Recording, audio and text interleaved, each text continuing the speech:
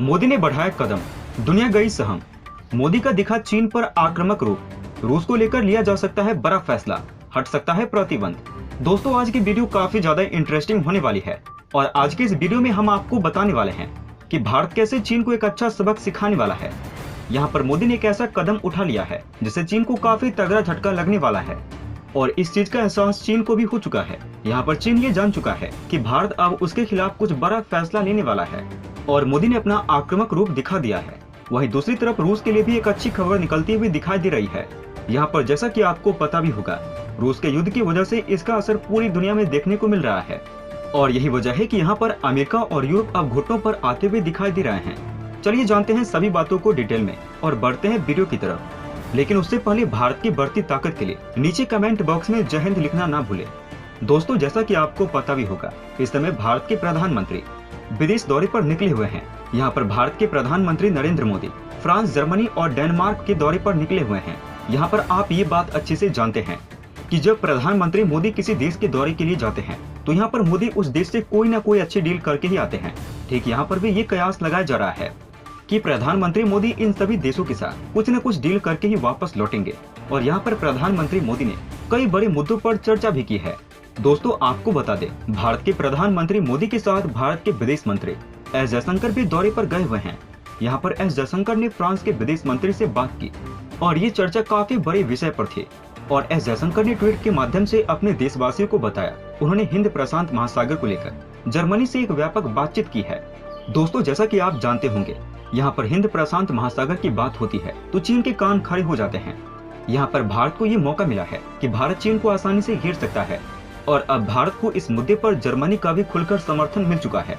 यहाँ पर चीन लगातार अपना दबदबा बनाता हुआ चला जा रहा है। यही वजह है कि यहाँ पर भारत और जर्मनी के बीच ये बैठक एक बहुत अहम और बड़ी बैठक मानी जा रही है।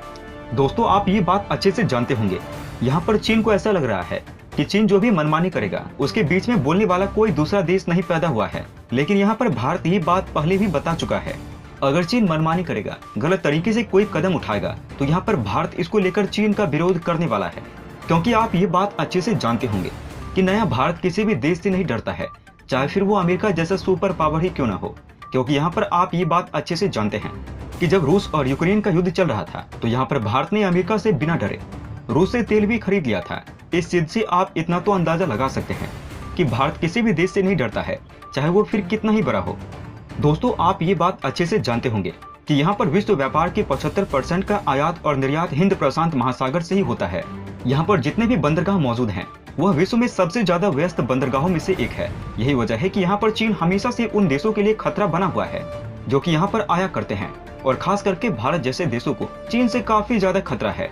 जैसा कि आप जानते ही होंगे, चीन ने श्रीलंका की हवनटोटा बंदरगाह को हथिया लिया है जो कि भारत से काफी ज्यादा नजदीक है।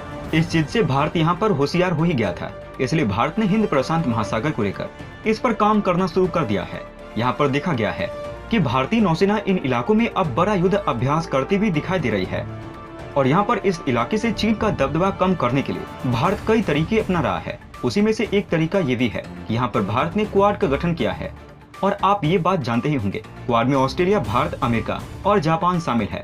दोस्तों, भारत के प्रधानमंत्री नरेंद्र मोदी और भारत के विदेश मंत्री एस जयशंकर का जर्मनी में हिंद प्रशांत महासागर को लेकर बयान देना इस बात का अनुमान तो करा देता है कि यहाँ पर भारत अब इस क्षेत्र में चीन का दबदबा नहीं बनने देगा। यहाँ पर बताया जा रहा है कि भारत के प्रधानमंत्री मोदी और भारत के विदेश मंत्री ने जब इसको लेकर बयान दिया तो जरूर भारत इसको लेकर बहुत बड़ा कुछ सोच रहा है। यहाँ आप ये बात अच्छे से जानते होंगे कि ये एक ऐसा व्यापारिक मार्ग है जहाँ चीन अपना दबदबा बनाता हुआ चला जा रहा है। दोस्तों, जैसा कि आप जानते होंगे, यहाँ पर पिछले 2 दशक से चीन अपनी इस क्षेत्र पर मजबूत पकड़ बनाता हुआ चला गया है। लेकिन यहाँ पर भारत हमेशा से समुद्र स्वतंत्र इस्तेमाल की बात करता हुआ आया है। इस पर किसी भी देश का दबदबा नहीं होना चाहिए, लेकिन चीन भारत की इस बात को बिल्कुल नहीं मानता है। चीन लगातार इस क्षेत्रों पर अपनी गतिविधि करता हुआ चला आया है और यही वजह है यहाँ पर कई देशों को लेकर इससे ऐतराज है, खास करके भारत। और यहाँ पर देखा यह भी गया है कि भारत के जहाजों को लेकर चीन ने कई बार अपनी मनमानी की है। यहाँ पर चीन कोशिश करता है कि भारत के जहाजों को इस क्षेत्र में आने न दिया जाए और इस तरीके की चीजें देखी गई है जो कि भारत को नुकसान पहुंचाने के लिए करता हुआ आया है। दोस्तों, चीन की इस दादागिरी से निपटने के लिए यहाँ पर क्वाड देशों का निर्माण किया गया है जिसमें अमेरिका, ऑस्ट्रेलिया, जापान और भारत शामिल है। यहाँ पर वो भी देश इसमें जुड़े हुए हैं जिनका हिंद प्रशांत महासागर से बहुत ज्यादा ही लेना देना है। आपको बता दें कि यहाँ पर प्रधानमंत्री मोदी और भारत के विदेश मंत्री एस जयशंकर ने रूस और यूक्रेन की बात तो की ही, साथ में इन्होंने हिंद प्रशांत महासागर की बात भी करना नहीं भूली। यहाँ पर आप ये सोचते हैं कि क्या भारत हिंद प्रशांत महासागर को लेकर कुछ अंदर ही अंदर बड़ा कर रहा है या फिर नहीं? आप अपनी राय हमें नीचे कमेंट बॉक्स में लिखकर बता सकते हैं। दोस्तों, वहीं दूसरी तरफ अमेरिका ने रूस के ऊपर लगातार प्रतिबंध लगाया था, लेकिन इन्हीं का नुकसान अब यूरोप देश को होता हुआ दिखाई दे रहा है और यही वजह है कि यहाँ पर रूस के ऊपर से प्रतिबंध को कम किया जा सकता है। संयुक्त राष्ट्र महासचिव ने संकेत दिया है कि विश्व में खाद्य समस्या और ईंधन की संकट को देखते हुए रूस और बेलारूस पर लगे प्रतिबंधों में ढील दी जा सकती है, लेकिन इससे पहले यूक्रेन में युद्ध विराम होना चाहिए। दोस्तों, आप ये बात बहुत अच्छे से जानते होंगे कि रूस दुनिया का सबसे बड़ा गेहूं उत्पादक देश है, जबकि अमेरिका और सऊदी अरब के बाद रूस दुनिया का तीसरा सबसे बड़ा तेल उत्पादक देश है। रूस में पैदा होने वाले गेहूं से अफ्रीकी, एशियाई और कई लैटिन अमेरिकी देश लाभान्वित होते हैं। इसी प्रकार से रूस की प्राकृतिक गैस पर ज्यादातर यूरोपीय देश काफी हद तक निर्भर हैं। खनिज उर्वरक समेत कई खनिज और रासायनिक उत्पादन में भी रूस अपनी पहली जगह बनाए हुए हैं। इसी के चलते रूस पर प्रतिबंध दुनिया के लिए मुश्किल पैदा कर रहे हैं। यूक्रेन में युद्ध छिड़ा होने के कारण वहां पर भी गेहूं का उत्पादन नहीं हो रहा है। बंदरगाह और अन्य स्थानों पर रखे लाखों टन गेहूं पर रूसी सैनिकों ने कब्जा कर लिया है। काफी गेहूं ट्रकों के जरिए रूस भेज दिया गया है, इसलिए भी विश्व में खाद्य संकट पैदा होने का खतरा पैदा हो गया है। गुटरेज ने यूक्रेन में चल रहे युद्ध को बेमतलब, निर्मम और अंतहीन बताते हुए इसके खात्मे के लिए दुनिया के देशों से एकजुट होकर प्रयास करने का आह्वान किया है और कहा है कि ये युद्ध पूरी दुनिया को नुकसान पहुंचा रहा है। इसके असर से कोई भी देश बचा हुआ नहीं है। चीन ने कहा है कि रूस पर कड़ी प्रतिबंध वैश्विक अर्थव्यवस्था को नुकसान पहुंचा रहा है। अंतर्राष्ट्रीय मुद्रा कोष ने वर्ष 2022 में वैश्विक आर्थिक प्रगति 3.6% रहने के आसार जताए हैं। चीनी विदेश मंत्रालय के प्रवक्ता झाओ लिजियान ने इसी के परिप्रेक्ष्य में पूछे गए प्रश्न के उत्तर में ये बात कही है। दोस्तों, भारत यहाँ पर चीन को अच्छा सबक सिखाने वाला है और भारत ने इसका एक उदाहरण भी दे दिया है और भारत बड़े बड़े देशों के साथ मिलकर इस पर काम करना भी शुरू कर चुका है। इस चीज का एहसास चीन को भी हो चुका है। यहाँ पर भारत हिंद महासागर को लेकर कुछ बड़ा करने वाला है। इस विषय में आपको क्या लगता है? क्या भारत यहाँ पर चीन का दबदबा कम करने में कामयाब हो पाएगा या नहीं? आप अपनी राय हमें नीचे कमेंट बॉक्स में लिखकर बता सकते हैं। दोस्तों, अंत में हम आपसे एक महत्वपूर्ण जानकारी साझा करने जा रहे हैं।